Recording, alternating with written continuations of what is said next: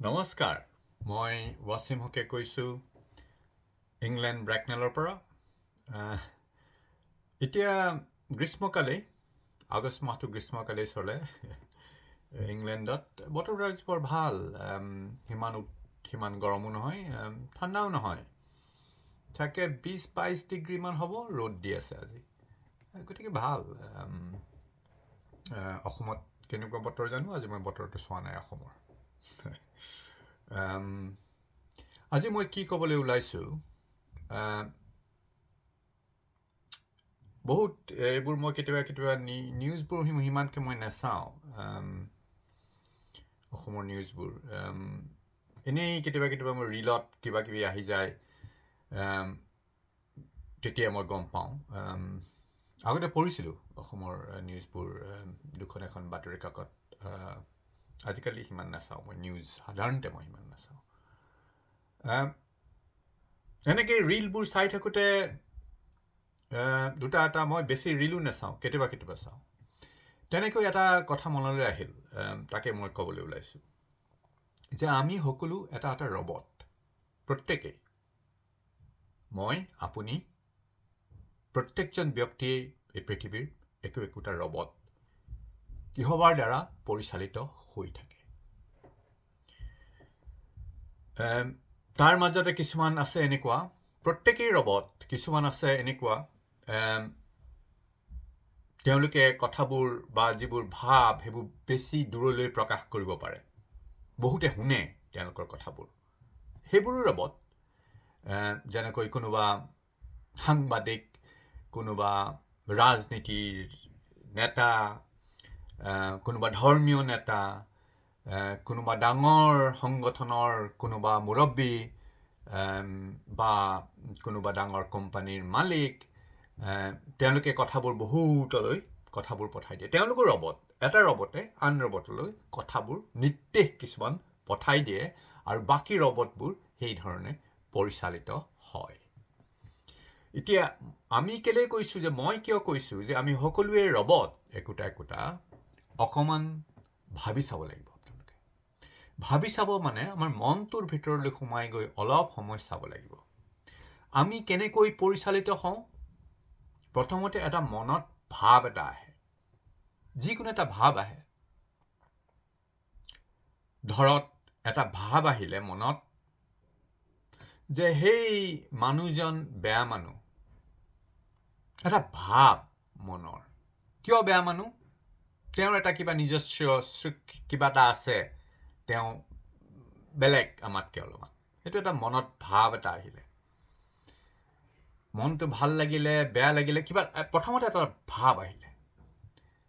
তেনেকৈ ভাৱ কিছুমান ভাৱেৰে আহে, আৰু কিছুমান দৃষ্টি কিছুমান আহি যায়। তেনেকৈ ধৰক কোনোবা এটা আমাৰ খোৱালে মনত পৰিলে, কিবা এটা যথেষ্ট ব্যঞ্জন থকা কিবা খোৱালে মনত সেইটো প্ৰতিফলিত হ'ল, তেতিয়া আমি সেই ব্যঞ্জনটো খাবলৈ আমি ইচ্ছা কৰোঁ। ধৰক ৰসগোল্লা এটা মনলৈ আহি গ'ল, আমি সেইটো ৰসগোল্লাটো খাবলৈ বিচাৰোঁ। এতিয়া আমাৰ মনত, আপোনাৰ মনত হয়তো আমাৰ মনত ৰসগোল্লা আহিছে, কিন্তু ইংলেণ্ডৰ মানুহ এজনৰ মনত ৰসগোল্লা নাহিব, আন কিবা এটা আহিব পাৰে, কেক আহিব পাৰে, বা আন কিবা এটা। কৈছে এই মনত এই ভাৱবোৰ আহি থাকে, আৰু তাৰ দ্বাৰা আমি পৰিচালিত হওঁ। আৰু এই ভাৱবোৰ কেনেকৈ আহে? ভাৱবোৰ আহে সকলোবোৰ বেলেগ বেলেগ বস্তুৰ পৰা। আৰু এজন মানুহৰ পৰা আহিলে ভাৱবোৰ, সাধাৰণতে সকলোবোৰ মানুহে আমাক কিছুমান ভাৱ দিয়ে, আৰু সেই ভাৱবোৰৰ দ্বাৰাই আমি পৰিচালিত হওঁ জীৱনত। তাৰ দ্বাৰাই আমি দৃষ্টিভংগীৰে চাওঁ, এইটো ভাল, এইটো বেয়া, মই অসমীয়া, মই বঙালী, মই বাংলাদেশী, মই পাকিস্তানী, মই ব্ৰিটিছ, মই চীনা, এইবোৰ চব ভাৱ। আৰু সেইদৰে আমি এই পৃথিৱীখনত আমাৰ কৰ্মবোৰ কৰোঁ, এই ভাৱবোৰৰ দ্বাৰা পৰিচালিত হয়। কেতিয়াবা আমি অতি হিংসুক হৈ পৰোঁ, কেতিয়াবা আমি কাৰোবাক বেয়া পাওঁ, তাৰ দ্বাৰা আমি কিছুমান প্ৰতিফলিত হয়, আমি কিছুমান কৰ্ম কৰোঁ। বা কিছুমানক কেতিয়াবা আমি খুব ভাল পাওঁ, মনত কেতিয়াবা প্ৰেমৰ ভাৱ আহি উঠে, মনত এইটো হিংসাৰ ভাৱ আহি উঠে, এইবোৰ চব ভাৱ। আৰু আমি যদি চাওঁ এই ভাৱবোৰ বহুত মানুহৰ পৰা বেলেগ মানুহৰ পৰা আহিছে। মানুহেই সংবাদ মাধ্যম পঠায়। সংবাদ মাধ্যমৰ দ্বাৰা কাৰোবাৰ নিজস্ব ভাৱটো বহু দূৰলৈ পৰিচালিত হৈ যায়। তেওঁ ভাৱৰ দ্বাৰা পৰিচালিত। এই ভাৱবোৰে এটা নিজস্ব এটা মই সৃষ্টি কৰি দিয়ে। তেওঁ ভাৱৰ দ্বাৰা পৰিচালিত আৰু তেওঁ ভাৱবোৰ আনলৈ দি দিয়ে। সংবাদ মাধ্যমৰ জৰিয়তে আজিকালি এনেকুৱা ৰীলবোৰৰ জৰিয়তে, ইউটিউবৰ চেনেলৰ জৰিয়তে, ছ'চিয়েল মিডিয়াৰ জৰিয়তে আৰু ইটোৱে সিটোক পৰিচালিত কৰি থাকে। কোনো নিজস্ব বুলিবলৈ একো নাই, চব ভাৱৰ দ্বাৰা পৰিচালিত হয়। সেইকাৰণে কৈছোঁ আমি প্ৰত্যেকজনেই একোটা ৰবট, আৰু এই এটা ৰবটক আন এজন ৰবটে পৰিচালনা কৰে। ধৰক মই কথা কৈছোঁ, আপোনালোকে শুনিলে, আপোনালোকৰ কিবা এটা ভাৱ হ'ল, আৰু ঠিক তেনেদৰে মই যদি আপোনালোকক লগ পাওঁ, আপোনালোকে কিবা এটা কথা ক'লে মোৰ মনত কিবা এটা ভাৱ হ'ল, তেনেদৰে পৰিচালিত হৈছোঁ। আৰু সেই ৰবট বুলিয়ে কৈছোঁ, যদি অলপমান মানুহে শুনে আৰু তেওঁৰ যদি কথাবোৰ ভাল হয় আৰু তেওঁক ধৰক বহুত ৰবটে তেওঁৰ কথাবোৰ শুনে, গতিকে তেওঁ সাধাৰণতে বাকীবোৰ ৰবটক তেওঁৰ দ্বাৰা পৰিচালিত কৰে। প্ৰত্যেকখন দেশতে, প্ৰত্যেকখন সমাজতে, প্ৰত্যেকখন সেয়াই কোনোবাই পৰিচালিত কৰে। আৰু সেই যিজনে পৰিচালিত কৰে তেওঁক আমি নেতা বুলি কৈছোঁ। সেই নেতাই যেতিয়া আনক পৰিচালিত কৰে, তেওঁ আন কাৰোবাৰ দ্বাৰা পৰিচালিত। প্ৰত্যেকেই প্ৰত্যেকৰ দ্বাৰা পৰিচালিত। তেওঁ হয়তো যেনেকৈ ডাঙৰ হৈছে, যি কিতাপ পঢ়িছে, কিতাপোতো কাৰোবাৰ ভাৱ। বুৰঞ্জীয়ে হওক, গণিতেই হওক, বিজ্ঞানেই হওক, কাৰোবাৰ ভাৱ সেই তাত প্ৰকাশ হৈছে আৰু ভাৱবোৰেই মই লৈছোঁ। আৰু তেওঁ সেইজন নেতা ৰবটৰ নিজস্ব কিবা এটা ভাবি তেওঁ আমাক পৰিচালিত কৰিব। এটা ভাৱৰ দ্বাৰা আন এটা ভাৱৰ পৰিচালিত কৰে। ভাৱেই পৰিচালিত কৰে। আৰু ভাৱবোৰে দ্বাৰা আমাৰ শৰীৰটো সেই ভাৱবোৰৰ প্ৰতি কৰ্ম কৰে। এটা ভাৱ যদি আমি কম্পিউটাৰ হিচাপে ভাবোঁ, আমি নিজকে, এইটো এটা হাৰ্ডৱেৰ, এই বডিটো, এই শৰীৰটো, এই হাড়, এইখিনি ছাল, আৰু ভাৱবোৰ আমাৰ ছফ্টৱেৰ। কোনোবাই এই ছফ্টৱেৰটো দি দিয়ে আৰু ছফ্টৱেৰটো আপগ্ৰেড কৰি থাকে বেলেগ ভাৱৰ দ্বাৰা। এই হাৰ্ডৱেৰ আৰু এটা ছফ্টৱেৰ, আৰু ছফ্টৱেৰটো অনবৰত আপগ্ৰেড হৈ থাকে, আৰু তাৰ দ্বাৰা এই হাৰ্ডৱেৰ, এই ৰবটটোৱে কামবোৰ কৰি যায়। কোনোবাক মাৰে, কোনোবাক ভাল পায়, কোনোবাক আঁকোৱালি লয়, কিন্তু আমি সকলো এটা ৰবট, এটা হাৰ্ডৱেৰ, এটা ছফ্টৱেৰ।